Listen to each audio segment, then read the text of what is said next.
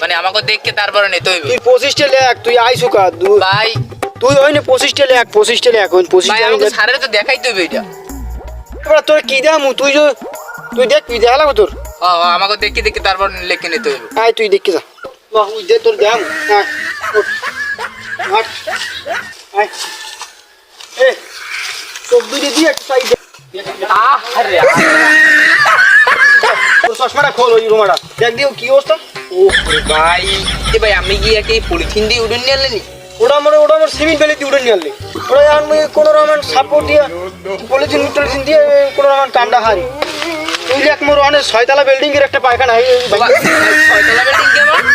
Building হবে একতলা ভাই, মানে লেকিন আবার 6তলা গেল। ওটা 6তলা, ওটা এসি বললি এখন ভাই জান তো মানে পলিথিন দেওয়া তো গাছ 25টা লাখ, টয়লেট 6তলা একটা, বাড়ি